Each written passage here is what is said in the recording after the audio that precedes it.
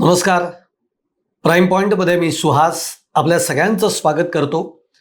आज थोडासा आपण एक देश पातळीवरचा विषय घेतला आहे. तो घेण्यामागचं कारण असं आहे की दोन महत्त्वाच्या विरोधी पक्षनेत्यांनी फार मोठी विधानं केलेली आहेत. म्हणजे राहुल गांधी आणि अखिलेश यादव यांनी खूप मोठी विधानं केली आहेत. त्यांनी विधान केलंय ते म्हणजे की मोदींचं जे सरकार आहे ते येत्या वर्षभरामध्ये कोसळेल, असं विधान या दोघांनी केलेलं आहे किंवा असं या दोघांचं म्हणणं आहे. आता खरं तर आपल्या राज्यामध्ये देखील खूप राजकीय प्रश्न आहेतच. म्हणजे एकीकडे विधान परिषदेची निवडणुकीचा विषय आहे, तिकडे जरांगे पाटलांचं उपोषण आहे. पण देश पातळीवर सुद्धा नेमकं काय घडतंय आणि ही मंडळी जेव्हा अशा पद्धतीचं विधान करतात तेव्हा असं काय घडतंय का, किंवा कोणत्या तर्काच्या आधारावर किंवा कोणत्या लॉजिक्सच्या आधारावर ही मंडळी या सगळ्याकडे पाहतायत याचा विचार होणं देखील खूप गरजेचं आहे, जो तुमच्यापर्यंत देखील पोहोचला पाहिजे. त्यामुळे मी या विषयावर आज व्हिडिओ करण्याचा प्रयत्न करतोय. आता याच्यामध्ये राहुल गांधींनी एक विधान केलंय. राहुल गांधींनी एक त्यांचा तर्क मांडलेला आहे.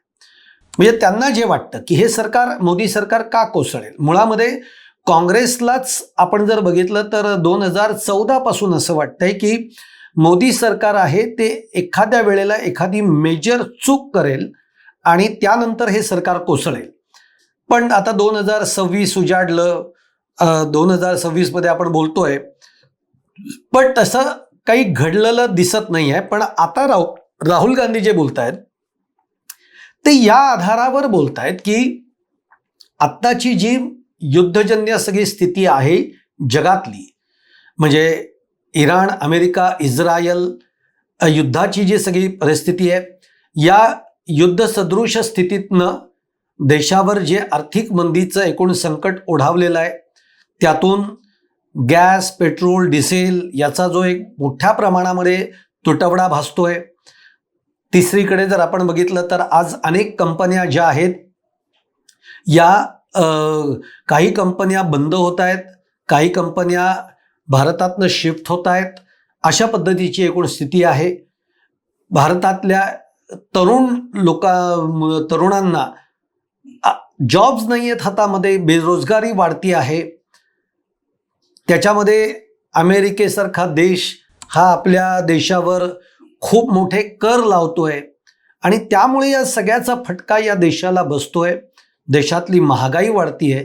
ही महागाई आता इतक्या पातळीवर गेली आहे की सर्वसामान्य माणसाला जीवन जगणं सुद्धा खूप कठीण होऊन बसलं आहे.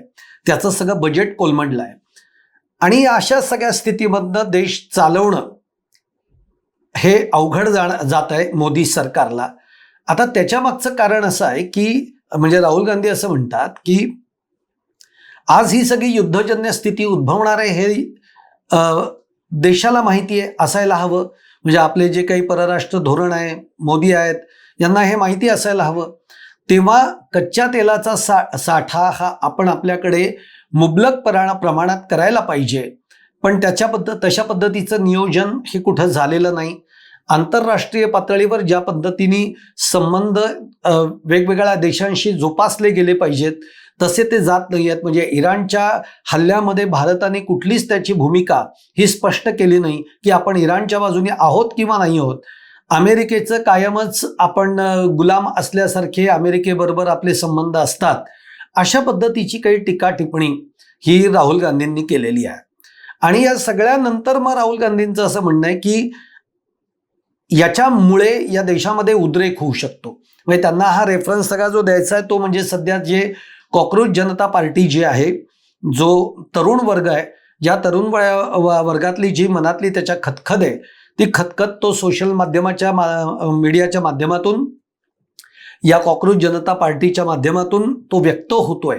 आणि ती जर का खतखत आपण बघितली तर एक उद्रेक हा आपल्या होऊ शकतो आणि मग जे काही सरकार आहे हे या सरकारला सत्तेवरनं पाय उतार होण्याशिवाय गत्यंतर नाही. अशा पद्धतीचा एक तर्क हा राहुल गांधी या सगळ्यामध्ये लावू पाहताय. आता राहुल गांधींनी हे जे काही म्हटलेलं आहे हे या गोष्टीला एक 3-4 दिवस झालेले आहेत. पण अखिलेश यादव सुद्धा कालच असं म्हणालेले आहेत की मोदींचं सरकार हे फार तर वर्षभर तग धरेल. याचं कारण असं आहे, म्हणजे त्यांच्या दृष्टीनं जो काही त्यांनी एक तर्क लावलाय, त्यांचं असं म्हणणं आहे की येणाऱ्या निवडणुकीमध्ये उत्तर प्रदेशमधलं भाजपचं सरकार पडेल. भाजपचं सरकार पडलं तर केंद्रातलं सरकार अस्थिर होईल, असा एक तर्क अखिलेश यादव लावत आहेत. आता उत्तर प्रदेशमधलं सरकार का पडेल असं अखिलेश यादवांना का वाटतं? त्यांचं असं म्हणणं आहे की एकतर कायदा सुव्यवस्था नावाचा जो काही एक भाग आहे तो उत्तर प्रदेशमध्ये राहिलेला नाही आहे. त्यातून 15,000 एन्काउंटर्स ही उत्तर प्रदेशमध्ये घडलेली आहेत. त्यामुळे एक नाराजीचं वातावरण उत्तर प्रदेशमध्ये आपल्याला बघायला मिळत आहे. तरुणाच्या हातामध्ये रोजगार नाही आहे, ही एक सगळी स्थिती उत्तर प्रदेशमध्ये आहे.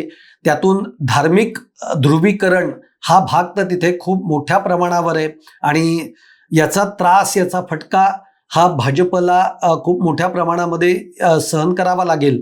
आणि त्यामुळे मग उत्तर प्रदेशमधलं जे काही आत्ताचं सरकार आहे हे सरकार कोसळेल. हे कोसळल्यानंतर तिथे समाजवादी विचाराचं सरकार येईल आणि मग त्यानंतर केंद्रातलं सरकार अस्थिर होईल. त्याचबरोबर त्यांना असं वाटतं की आज जे केंद्रामध्ये केंद्र सरकार जे आहे, ज्या दोन टेकूंवर आहे, एक JDU म्हणजे नितीश कुमारांचा आहे, तिकडे चंद्राबाबू नायडूंचा सपोर्ट आहे, तर हे सपोर्ट्स त्यांचे निघून जातील. म्हणजे चंद्राबाबू नायडू हे सत्तेतनं बाहेर पडतील आणि इकडे नितीश कुमारांची देखील काय अवस्था भाजपने करून ठेवलेली आहे हे सगळं बघता नितीश कुमार सुद्धा आपला सपोर्ट कदाचित काढतील आणि तो झाल्यानंतर म्हणजे मोदी सरकार हे काही सत्तेवर टिकू शकणार नाही. आणि त्यातून मग यूथ जो आहे, जो यूथ ऑलरेडी खूप ज्याला आपण म्हणतो की तो चिडलेला आहे या सगळ्या व्यवस्थेमुळे, तो या व्यवस्थेवर त्याचा रोष आहे आणि त्यामुळे तो यूथ पेटून उठेल आणि या सगळ्यातनं मोदी सरकार हे कोसळेल. अशा पद्धतीतले काही जे तर्क आहेत हे तर्क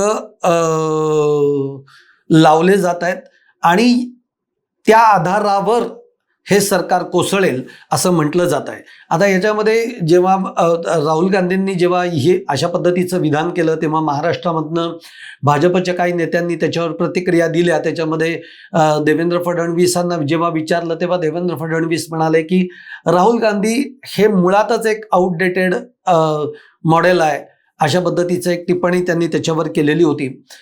हा सगळा एक भाग जरी झाला किंवा या दोन नेत्यांना जरी या बाबतचं जरी काही वाटत असलं तरी शेवटी असं आहे ना की आपल्याला वस्तुस्थितीजन्य विचार जेव्हा आपण करतो तेव्हा मोदी सरकारने आतापर्यंत ज्या पद्धतीची कामं केलेली आहेत, म्हणजे ज्याला डेव्हलपमेंट्स या स्तरावर जेव्हा आपण याचा विचार करतो, नो डाऊट की आज इन्फ्लेशन, महागाई हे प्रचंड प्रमाणामध्ये वाढलेलं आहे आणि आज सामान्य जनतेमध्ये याचा रोष आहे हे नक्की आहे.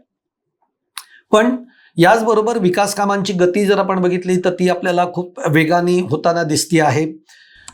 या 5 राज्यांच्या निवडणुका ज्या आता नुकत्याच झाल्या त्याचा जर विचार केला तर आज 3 राज्यांमध्ये पुन्हा एकदा मोदी सरकार, भाजप हे तिथे सत्ता स्थापन केलेली आहे. आज पश्चिम बंगालसारखं जे राज्य आहे हे भाजपने काबीज केलेलं आहे. हे सगळं बघता ही शक्यता किती आहे याचा विचार आपल्याला सगळ्यांना करावा लागेल. म्हणून हा खरं तर प्रश्न मी तुमच्याच कोर्टामध्ये टाकणार आहे की राहुल गांधी म्हणतायत किंवा अखिलेश यादव जसं म्हणतायत त्याप्रमाणे मोदींचं सरकार हे येणाऱ्या वर्षभराच्या कालावधीमध्ये कोसळेल असं खरंच तुम्हाला वाटतं का? म्हणजे जर कोसळणार असेल तर त्याची एक 3 कारणं तुम्हाला काय वाटतायत आणि जर नसेल तर त्याची 3 कारणं काय वाटतायत? जसं मी म्हटलं की आपल्याला दोन्ही बाजूंनी विचार करावा लागेल. आज मोदी सरकारच्या काळामध्ये झालेली कामं आहेत, डेव्हलपमेंट्स आहेत. आज महागाई ही आत्ताची जी काही स्थिती आहे या स्थितीमध्ये कोणतंही सरकार जरी आत्ता असतं तरी ती महागाई अपरिहार्य आहे, ती रोखू शकणार कोणीच नाही आहे. मग अशा स्थितीमध्ये जेव्हा अशा पद्धतीचे 2 महत्त्वाचे नेते देशातले बोलतात तेव्हा त्यामध्ये तुम्हाला काय वाटतंय हा प्रश्न नक्की मी विचारतोय की खरंच येत्या वर्षभरात मोदींचं सरकार कोसळेल असं तुम्हालाही वाटतंय का? तुम्हाला माझा हा व्हिडिओ आवडला असेल तर नक्की लाईक करा, शेअर करा आणि चॅनल सबस्क्राईब करायला विसरू नका आणि कमेंट बॉक्समध्ये जरूर तुमचं उत्तर द्या. धन्यवाद.